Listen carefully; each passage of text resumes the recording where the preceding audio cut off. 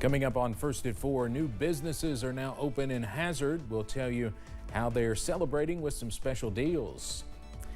Plus, the story of a Southern Kentucky woman getting new life through prosthetic limbs.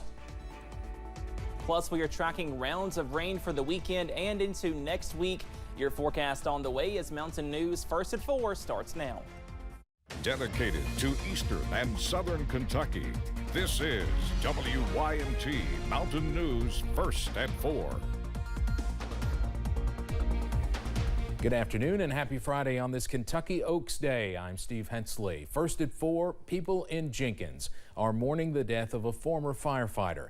Larry Rose died on Wednesday after battling cancer. Friends and family remember Rose for his love and dedication to his community. Mayor Todd Dupree says he was always there to help in any way he could.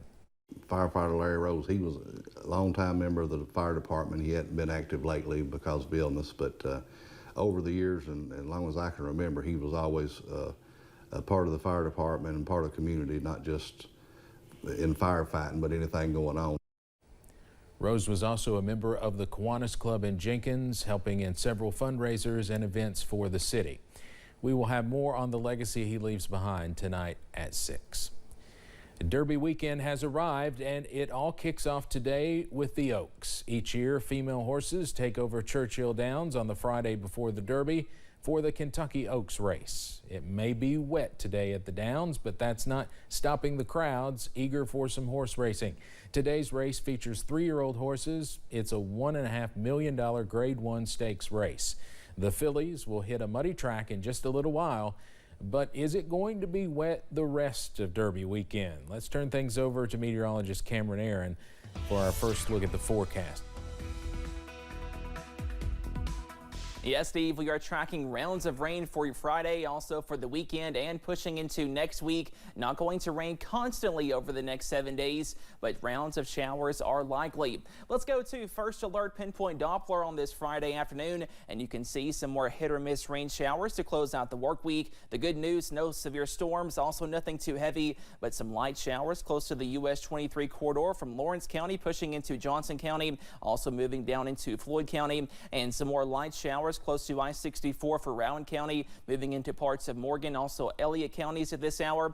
And same story for far southeast Kentucky, pushing into southwest Virginia from Harlan County, moving into Letcher, Wise, and Lee counties at this hour. And a similar story, a few more spotty showers close to I-75 from Rockcastle County, moving into Laurel County at this hour. Speaking of Laurel County, a live look from the London Corbin Airport. More clouds today, and those temperatures not as warm as Thursday. Most of us today in the middle to upper 70s and a few lower 70s as well, up to 73 for Jackson, 77 for Somerset, and down to 69 over in Harlan County at this hour. More spotty rain chances on the way for your Friday night, and more showers are likely at times this weekend. Your full forecast coming up in just a few minutes. Steve? All right, Cameron, thank you. A Lincoln County woman continues to recover after losing her arms and legs after a rare infection. Lucenda Mullins lost her legs, then her arms, after serious issues developed from a kidney stone late last year.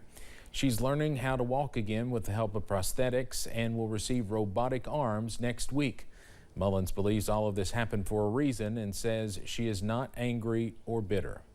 I kind of shared a testimony at a church, and joy comes in the morning. I just wake up each day thankful to be here and thankful to have my family and my friends and the support group. The prosthetics and her new way of life carry tremendous expenses. A fundraising event including a motorcycle ride and silent auction will take place on Saturday, May 18th. Coming up at 6, our Phil Pendleton will have more on Lucenda's recovery journey. What started as a mural in Pike County has grown into quite the journey for one local artist. Jordan Justice has been painting here in the region for years, from murals to water towers, splashing color from Pikeville to Somerset. The most recent adventure was a venture to Brazil. The Elkhorn City native was one of 14 artists invited to an art festival to showcase his talents and learn from graffiti artists from different parts of the globe. Drawing on lockers and desks and doodling all day when I'm supposed to be doing some kind of homework or something. and I ended up in Brazil. Like it's surreal. It's crazy. I don't know how to explain how awesome it is. So it kind of ignited something inside of me. Justice says it's been a blessing to let his art take him so many different places, but the first place he went upon returning to the States was back home to Elkhorn City to paint a new mural in the school. We'll have more about Justice's journey coming up at 6. Hazard has seen an increase in new businesses recently, and today another one opens its doors. Arco, also known as the Easy Express Food Mart, is a new gas station that doubles as a food market. Managers told us what separates them from everyone else. It feels amazing. It's good people, good environment. It's a good vibe.